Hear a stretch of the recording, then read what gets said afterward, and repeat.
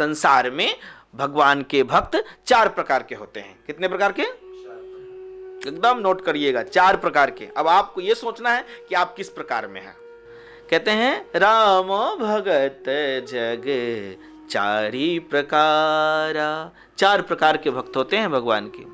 सुकृति चार्यों अनघ उदारा, कहते हैं चारों सही है, अर्थार्थी, आर्त, जिज्ञासु और ज्ञानी। तो जगत में 4 प्रकार के जो भक्त है, तो अर्थार्थी का मतलब होता क्या है कि हे प्रभु, हमारे जीवन में धन का अभाव है, खेती का अभाव है, संपत्ति का अभाव है, आवश्यकता अनुसार जीवन उपयोगी चीज मेरे पास नहीं है ना, तो मुझ पे कृपा करें और मुझे प्राप्त हो, ऐसी मुझ पर दया करें। ये मांगना कोई बुरी बात नहीं है, सही है, आवश्यकता अनुसार कहना प्रभु से अनिवार्य है। तो इसे कहते हैं अर्थार्थी, यानी कि जो आप ध्यान साधना करते हैं तो उसमें प्रभु से मांग रखना, चाह रखना, अर्थार्थी। उसके बाद कहते हैं आर्त। आर्त का मतलब होता है कोई जैसे बीमारी हो गया, कोई दुख हो गया, कोई संकट हो गया, कोई कुछ ऐसा दुर्घटना हो गया, तो प्रभु से प्रार्थना करना कि ये दुर्घटना यथाशीघ्र टल जाए, जल्दी ठीक हो जाए बीमारी, जल्दी हमारा शरीर स्वस्थ हो जाए, या हमारे बच्चे का शरीर स्वस्थ हो जाए, हमारी पत्नी का शरीर स्वस्थ हो जाए, हमारे पति का शरीर स्वस्थ हो जाए, जो भी है ना, आप मांग करते हैं, तो ये हुआ आर्त भाव।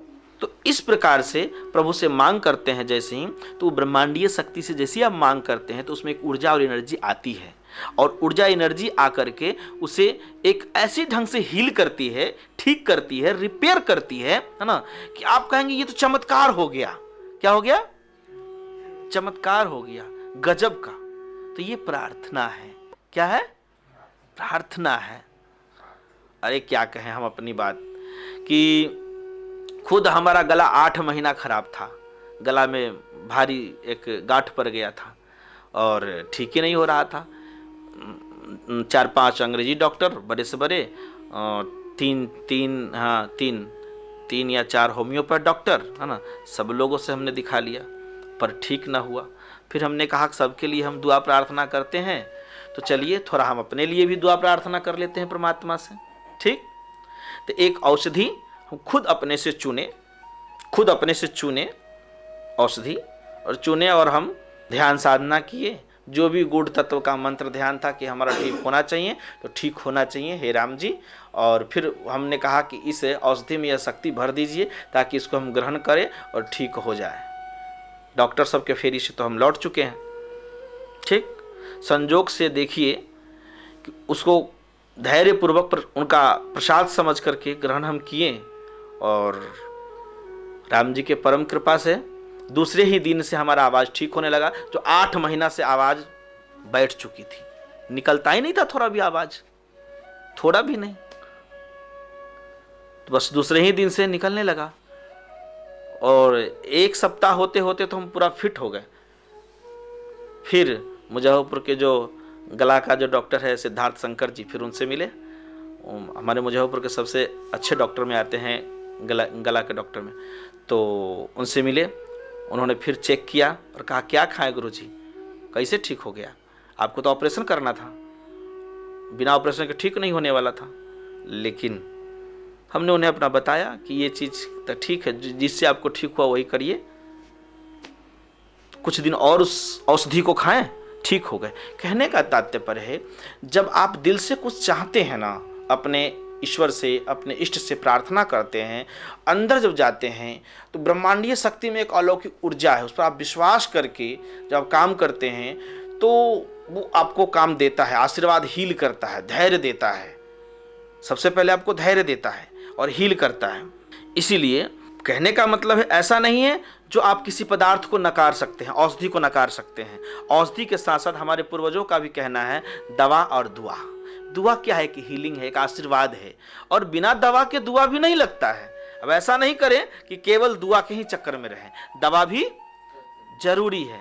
अब सोचिए ना, हम लोग जब राम कथा में आगे बढ़ेंगे तो आपको मिलेगा कि भगवान श्री राम हम लोगों को ज्ञान देते हैं कि दुआ तो सब लोगों का चाहिए ही, शक्ति और आशीर्वाद तो सब लोगों का चाहिए ही, लेकिन औषधि भी चाहिए। जब लखनलाल जी को शक्तिबान लगी तो हनुमान जी जाकर औषधि लाए हैं और उन्हें औषधि सुंघाया गया, खिलाया गया, ठीक हो गए, है ना। तो औषधि की अनिवार्यता है दुआ के साथ साथ।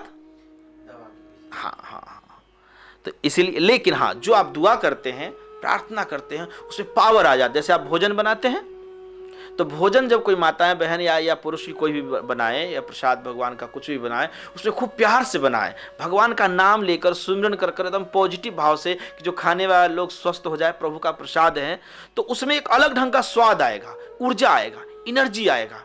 लेकिन जिस दिन व्यक्ति अटर पटर करके मन में जो है सो थोड़ा सा निगेटिव भाव रह करके, बोल बाल कर, किसी तरह अच्छा भाव ना हो, तब भोजन बनाएगा, तो उस दिन का भोजन जो है स्वाद उसमें नहीं होगा, स्वाददायक वह भोजन नहीं होगा।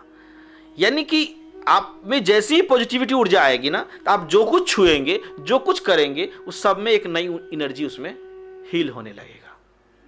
ठीक है, यानी कि आपके शक्तियों को वो बढ़ा देता है, आपके विचारों को बढ़ा देता है। तो आर्त भक्त भी ठीक है, अर्थार्थी भी ठीक है। उसके बाद आता है तीसरा नंबर पे जिज्ञासु। क्या ये जो कॉस्मिक शक्ति है, एनर्जी है, ये ब्रह्मांडीय ऊर्जा है, राम निर्गुण सगुण जो परम तत्व है, क्या वो कोई चीज है, कोई तत्व है? क्या जाना जा सकता है, देखा जा सकता है, ब्रह्म को अनुभव किया जा सकता है? इस पर अब जानने की इच्छा प्रकट करना। क्या करना? जानने की इच्छा प्रकट करना। तो गुरुओं से मिलना, साधकों से मिलना और ब्रह्म को जानने की इच्छा प्रकट करना। क्या ब्रह्म है? क्या ब्रह्म अब निर्गुण है कि ब्रह्म सगुण है? ब्रह्म अब राम है कि ब्रह्म कृष्ण है? ब्रह्म कृष्ण है कि ब्रह्म अब बलराम है? अब परशुराम है कि अब दत्तात्रेय भगवान है, कि गणेश जी हैं कि शंकर जी हैं? इन रहस्यों को ठीक से गुरु समझाते हैं, बताते हैं, इन रहस्यों को बताते हैं, और वो आपके ही घट में, यानी आपके ही हृदय में ब्रह्म तत्व को उतार देते हैं, जना देते हैं। जो जना दे वही तो सच्चे सदगुरु है। बोलिए श्यावर रामचंद्र जी की। तो वो जिज्ञासु, जो जानने की इच्छा करना। और चौथा है ज्ञानी, यानी जो ब्रह्म रहस्य को जान करके, ब्रह्म रहस्य को, तत्व को अब जान गए कि राम क्या है, कृष्ण क्या है, जीव क्या है, ब्रह्म क्या है, माया क्या है, हम क्या है, प्रकृति क्या है, पुनर्जन्म क्या है ना, पुण्य क्या है, पाप क्या है, सभी चीजों को जानते जानते ब्रह्म तक रहस्य को जाना, इस तत्वों को जो जान जाता है वो ज्ञानी हो जाता है। और जान करके फिर भजन करना, जान करके फिर रहस्यों को समझना, फिर तत्वों को समझना, जान करके ध्यान करना, जान करके अब नाम जप करना, वो समझिए वो महाज्ञानी हो जाता है। ताकि दूसरे को भी ठीक ठीक वो जनाने में ज्ञानी गुरु सफल होते हैं। इसीलिए संतों ने कहा है, गुरु है बर गोविंद ते, मन में देख विचार, हरि सुमिरै सो वार है, गुरु सुमिरै सो पार, हे प्राणी गुरु सुमिरै सो पार। जैसे बहुत सारे शिष्य मिले, उन्होंने कहा, गुरुदेव रामायण तो हम लोग जानते ही हैं, सुनते ही हैं, राम कथा तो बहुत सारा सुनते ही हैं, लेकिन आप जो समझाते हैं ना राम जी के बारे में, गीता के बारे में, वेदों और पुराणों के बारे में, वो अद्भुत लगता है कि ये ज्ञान का खजाना है। केवल छोटी सी जितना हम आज तक सुने वो उतनी कहानी नहीं है, अलौकिक है, अद्भुत है। तो ये बहुत बड़ी बात है कि गुरु सुमिरै सो पार है, हरि सुमिरै सो वार है, गुरु सुमिरै सो पार है। कहने का मतलब है भगवान को भजते भजते भजते भजते भजते व्यक्ति क्या हो सकता है, वो बाद में चल के फिर पॉजिटिव से निगेटिव भी हो सकता है। यानी कि भगवान को मानते थे अब न माने छी भगवान के, ऐसा होता है। इसलिए वो केवल हरि के चक्कर में पड़ा है, अभी गुरु की कृपा उस पर हुई नहीं है। आज जिस दिन गुरु की कृपा हो जाएगा ना, तो वो कभी हरि को छोड़ नहीं सकता। जो नाम जप नाम जप नाम जप कर रहा है, ठीक है ना, तो एक ही व्यक्ति कभी इस संस्था से उस संस्था में, इस संस्था से इस संस्था में, इस गुरु से उस गुरु में, इस धर्म से उस धर्म के चक्कर में बहुत लोग पड़ते हैं। लेकिन जो लोग सच्चे गुरु के शरण में चले जाते हैं ना, तो वो सीधा सा कहते हैं, सच्चे गुरु एक बहुत बड़ी बात कहते हैं सच्चे संत, कि तुझे न गुरु बदलने की जरूरत है, न धर्म बदलने की जरूरत है, जरूरत है ब्रह्म रहस्य को समझने की। क्या जरूरत है? कोई जरूरत नहीं है धर्म बदलने की, न तुझे जाति बदलने की, न तुझे गांव बदलने की, न शहर बदलने की। जरूरत है तो केवल अपने आप को बदलने की, उसे समझने की, ब्रह्म रहस्य को समझने की। ये चौथा ज्ञानी जो जैसे जान करके अब दुनिया को जनाना, बताना और भटकने से लोगों को रोकना।